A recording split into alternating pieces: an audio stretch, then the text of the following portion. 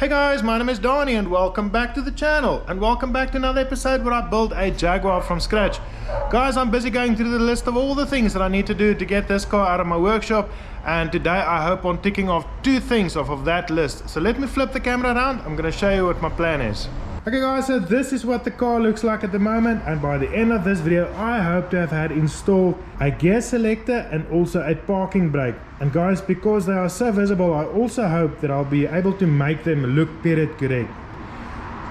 Now guys, both of these items have got their own sets of challenges, so let me start with the gear selector. If I just take this cover off, guys, on these cars the gear selector usually sits over there so you can easily reach it, but if you look at this gearbox you'll see that where the gear selector goes in is way here at the back. And if I just take this gear selector that came with the car, even though it has been modified, if you just put it in position you'll see that it is way too far back. It needs to move forward quite a bit. So guys, here is the solution that I've come up with. What I'm going to do is I'm going to take this tie rod that I had laying around and I'm going to use this as my new gear selector. So what I can do is I can just make a bracket that I can bolt onto this gearbox and then move my gear selector to a new position. What I need to do then is I need to connect this gear selector with that part that goes into the gearbox.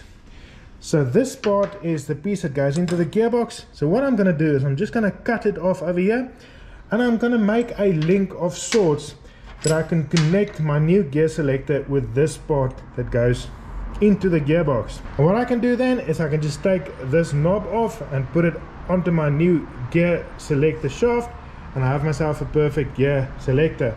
Or I can just make myself a new knob out of this piece of aluminium that'll look even more period correct.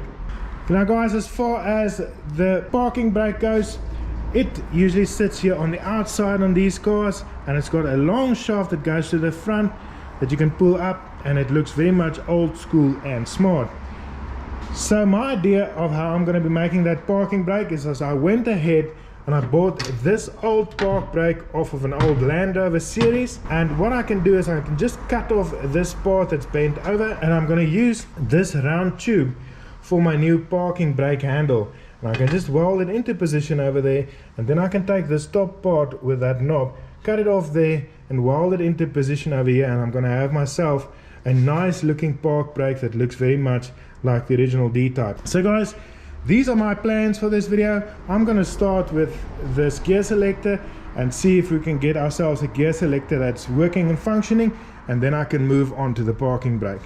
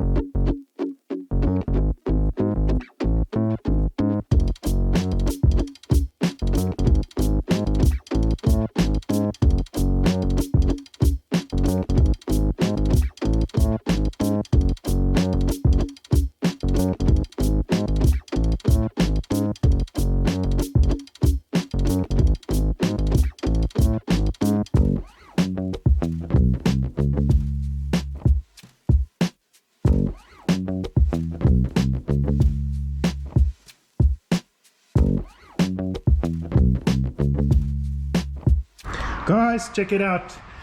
You know, every now and again when I give you guys an update, I feel like I might come over to sounding a little bit arrogant or even somewhat obnoxious with my accomplishments. But the honest truth is, guys, that most of the times I am as pleasantly surprised as anyone else with the results, and this is no exception. This gear selector extension worked out and came out absolutely beautifully. It works wonderfully. I can easily select any gear. It is nice and sturdy and strong, and using this tie rod in as a gear lever really worked out absolutely amazingly. Now I can just put this cover on. I've made a hole for this cover, and then I can just eventually put a leather boot on there. And just to add to that, I've also gone ahead and made this gear knob as the piece de triomphe out of aluminium to go on there to make it look exactly like the original. Just put this on there. I think it looks absolutely beautifully. I'm not exactly sure about the dimensions of this gear knob. It looks very much the same, but I think it might be a smidge oversized, but it feels absolutely beautiful. But I could always just turn it down just a little bit more, but it looks like the real thing. So guys, now the next thing I can do is I can move to the parking brake, and what I'm going to do is I'm just going to cut this one up, clean it off, reassemble it, but only differently.